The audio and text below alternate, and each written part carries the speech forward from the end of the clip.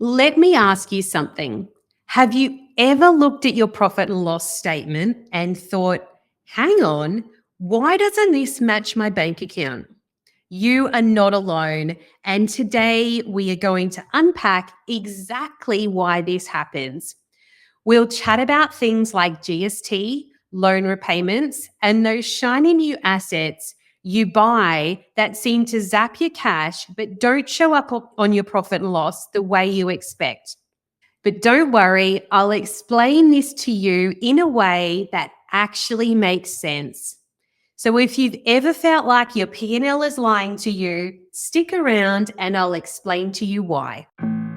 Welcome to the Business BFF, the podcast where fierce and fabulous business women come together for the kind of real talk and honest advice only your besties would give. I'm your host, Emma Bowdler, founder of The Women's Accountant, and I'm here to help you navigate the wild world of business, finance, and life. Whether you're scaling up, starting fresh, or just need a pep talk from someone who gets it, you're in the right place. So grab your favorite bevy and get comfy.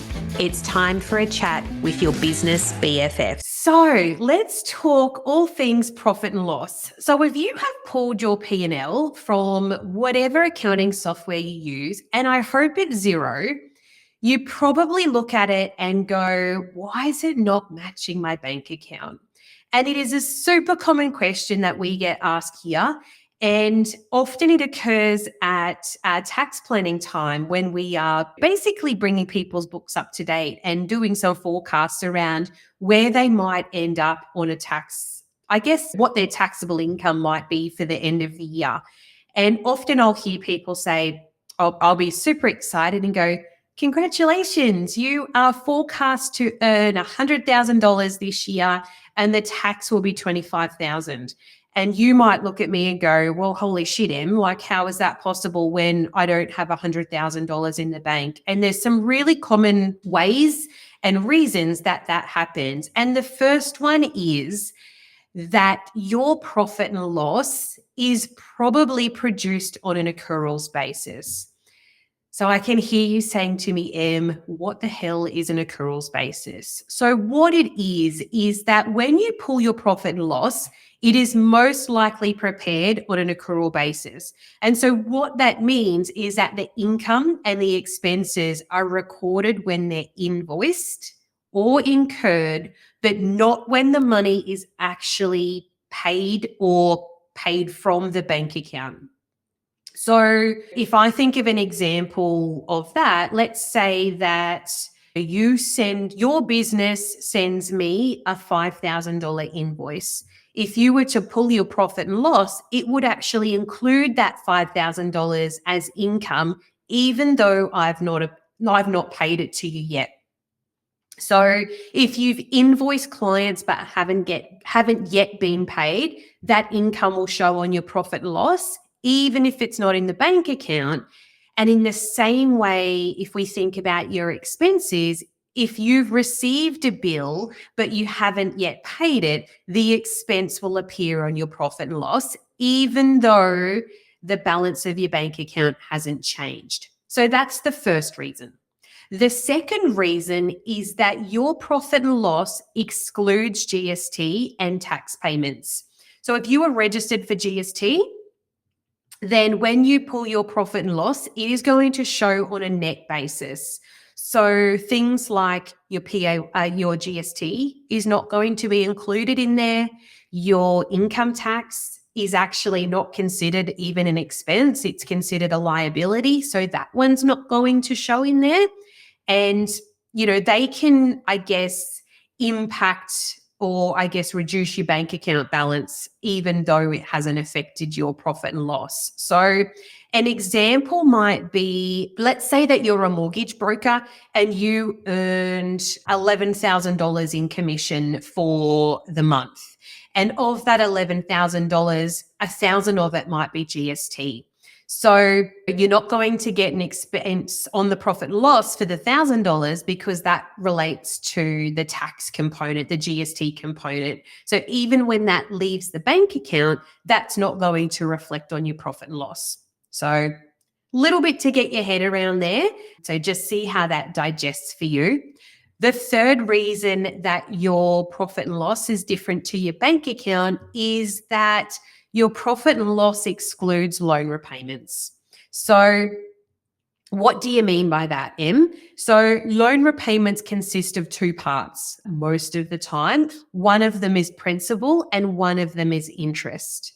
So the interest component is the tax deductible part, and that is the part that will be recorded on your profit and loss. The principal component isn't recorded on the profit and loss, and that actually affects the liability, which sits on the balance sheet side of things.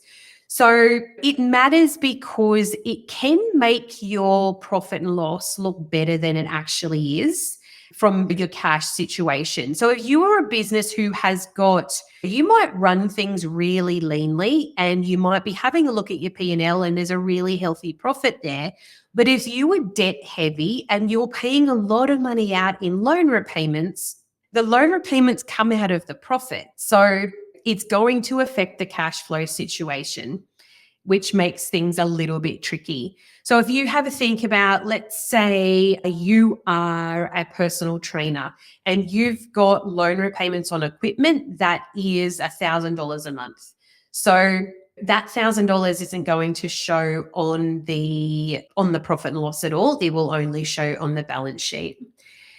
Another super common, I guess, not problem, but reason for that is if you are a sole trader can't be an employee of your own business. So you take your, I guess, earnings as what we call a drawing.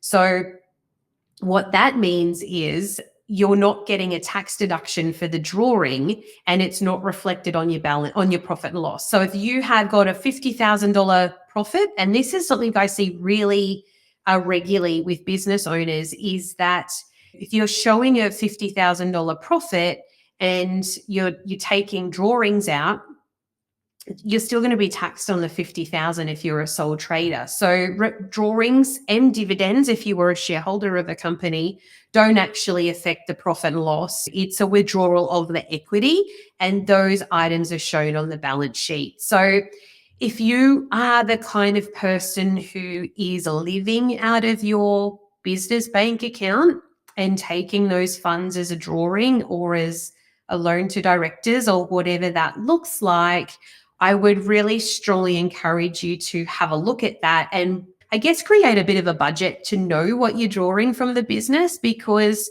regular drawings can create a cash flow strain on your business, even though the profit and loss looks healthy. So just keep that in mind. The next thing that the next thing I guess is one of the reasons why your profit and loss doesn't match your bank account is that your profit and loss excludes asset purchases. Okay. So if you are buying equipment or vehicles or other assets, they're not actually recorded as an expense on your profit and loss. It's recorded as an investment or an asset over on your balance sheet. So the only time that you will, I guess, realize an expense for a asset is through depreciation. And often your accountant will run that for you at the end of the year.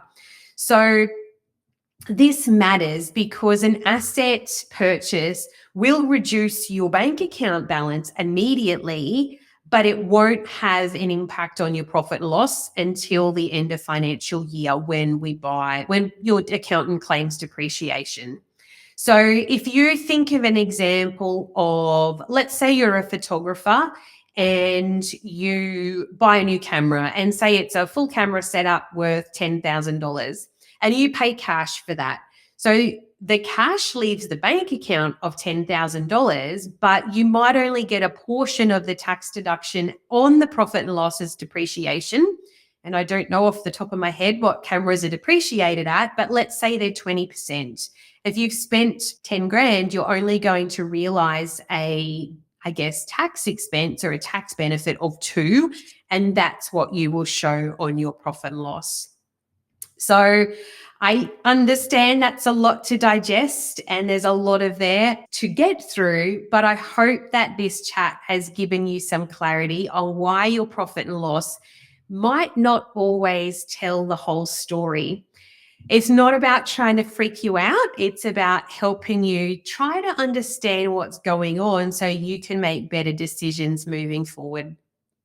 So today's takeaway is to have a look at your profit and loss and have a look at your bank account. Are there things like GST and loan repayments and drawings missing from the picture? And just see if you can piece those together.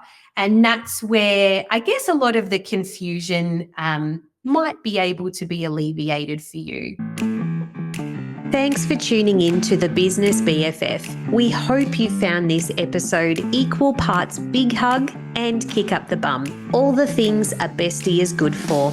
Remember, you've got this, and we've got your back like only a BFF can. If you've loved what you've heard, be sure to subscribe, leave a review, and share it with your fellow business besties. Don't forget to follow us on social media at The Women's Accountant for more tips, tricks, and behind-the-scenes fun. Until next time, keep being fierce and oh so fabulous. If this episode made you go, yes, I get it now, then I would love to hear from you. Shoot me a DM over on Instagram at The Women's Accountant, or share it with someone who needs a little nudge to get their head around this too.